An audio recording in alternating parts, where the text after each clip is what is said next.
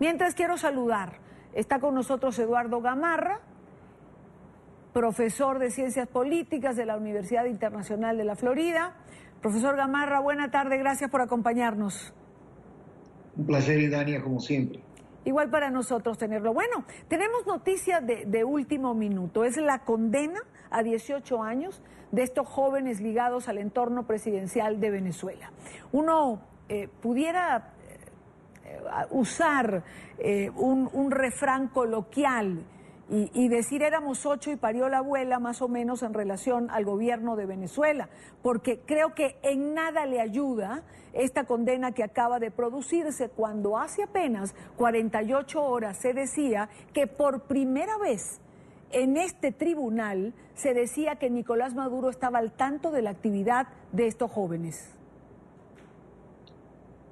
Bueno, y Dania, han habido muchísimas instancias por lo menos alegaciones, ¿no? Que vinculan no solo al presidente Maduro, a su esposa, a Diosdado Cabello, inclusive se ha descrito hasta las actividades de un cartel, ¿no? Entonces, esta sentencia, de alguna manera, la acusación ya confirmaba una relación muy estrecha entre el gobierno de Venezuela y el narcotráfico, ¿no? Y obviamente con conexiones internacionales.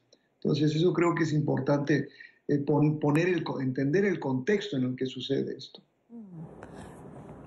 En un contexto donde hay señalamientos por todas partes, profesor Gamarra, como usted señala, en la primera parte también veíamos en la primera parte del programa una investigación que publica el diario El País en el día de hoy y que tiene que ver con ministros y el desvío de capitales por cobros de comisión, por conseguir contratos a la estatal petrolera en Venezuela. Es decir, pareciera que esto va conformando un punto crítico. Han habido tantos, porque también hay que decirlo, en la historia que hemos seguido a lo largo de los años en Venezuela. Pero lo que tiene que ver con narcotráfico pareciera que sube de tono con el pasar de los días. Sí, Dania, sin embargo, creo que de alguna manera estos gobiernos, ¿no? Los gobiernos tanto de Venezuela, incluyendo, yo diría, los gobiernos de Nicaragua, de Ecuador y de Bolivia, tienen una corteza de teflón, donde acusación tras acusación, vemos por ejemplo que ayer mismo sentenciaron al ex vicepresidente, al actual vicepresidente de Ecuador a la cárcel, y sin embargo, ¿no? Acusaciones mucho más fuertes, lavado de dólares, tráfico de drogas, que sabemos hace muchísimo tiempo, no tienen un gran impacto y son gobiernos que aún mantienen un grado de popularidad y obviamente también mantienen el control sobre los aparatos políticos, ¿no? Entonces yo creo que si bien mucha gente esperaría que esta situación llevara a un cambio de régimen, yo lamento decir que probablemente esto es una gota más, ¿no? Y parece ser un vaso sin fondo, ¿no?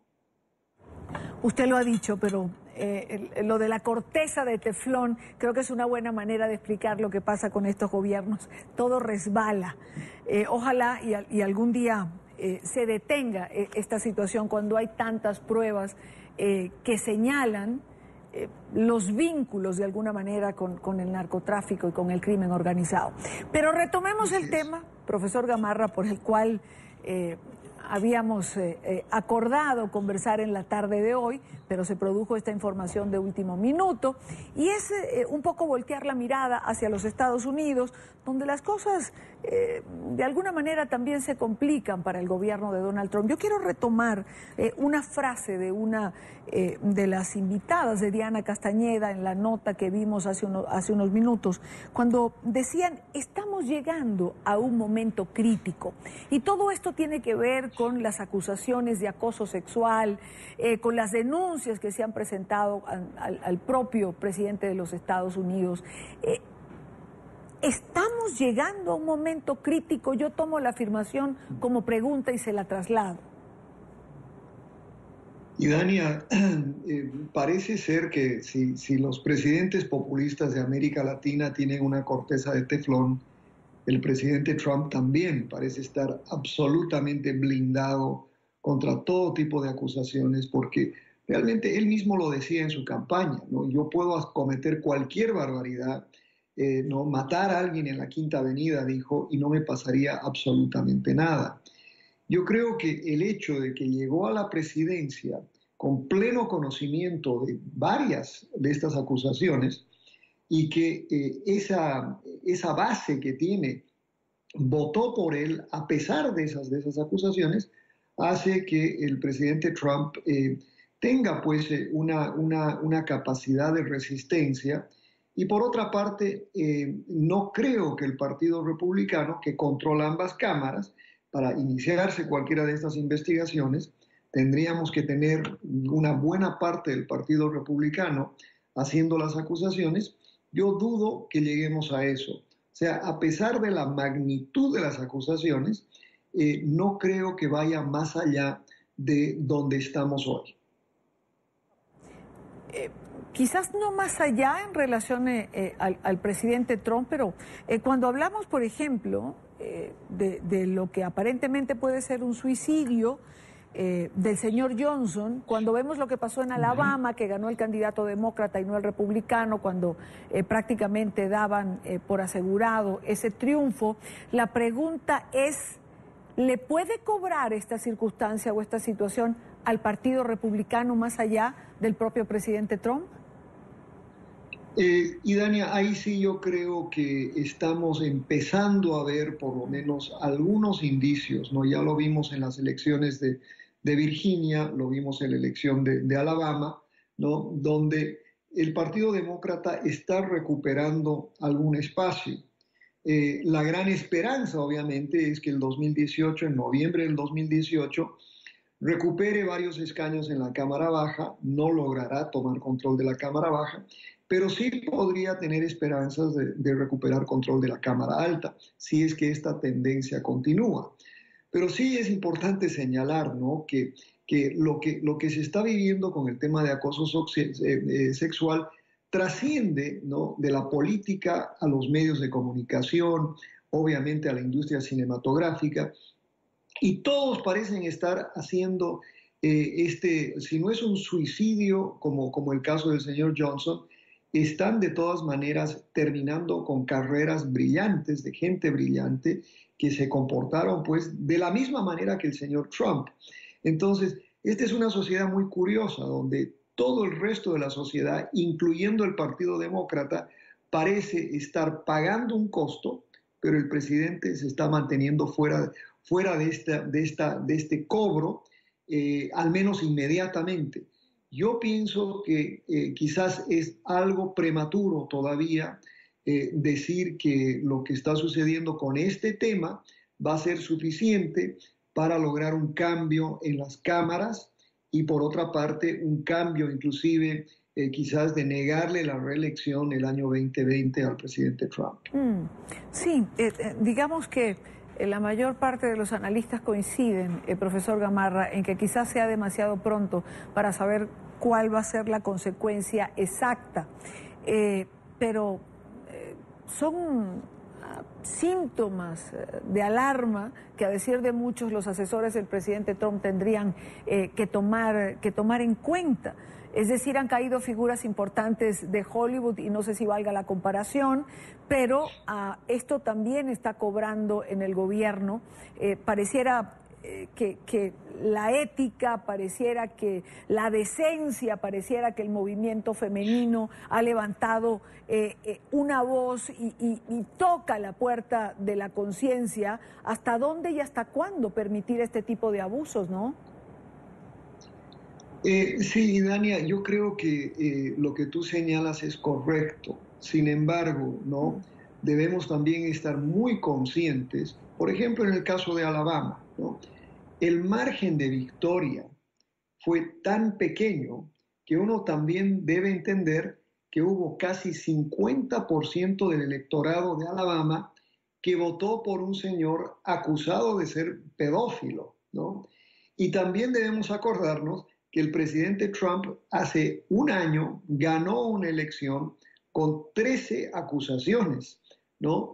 Entonces, yo creo que también es importante entender que si bien hay un sector de la población que está completamente pues, ofendido por este tipo de acciones, ¿no? y que demanda una respuesta legal, judicial, si tú quieres, también hay 50% del país que está dispuesto inclusive a decir, miren, entre aceptar a un pedófilo, a un tipo que acosa sexualmente a una mujer y votar por una persona que va a cambiar, que va, por ejemplo, defender el aborto o me va a quitar mis armas, ¿no?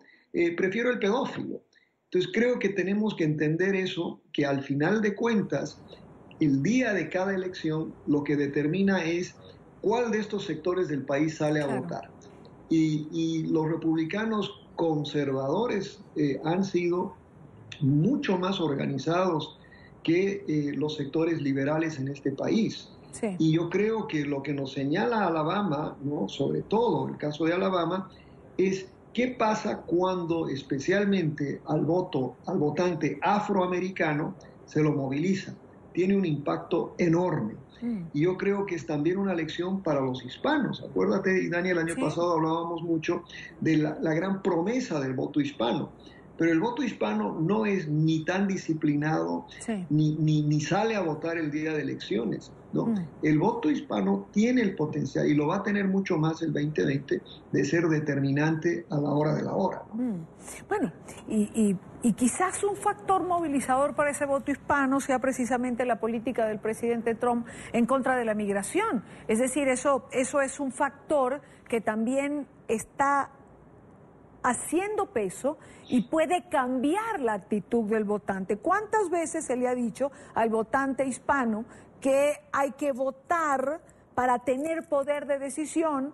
Y sin embargo no lo ha comprendido bien, pero cuando ya tiene la consecuencia tocándole la puerta, profesor Gamarra, quizá esto sea un elemento movilizador como no lo habíamos visto antes.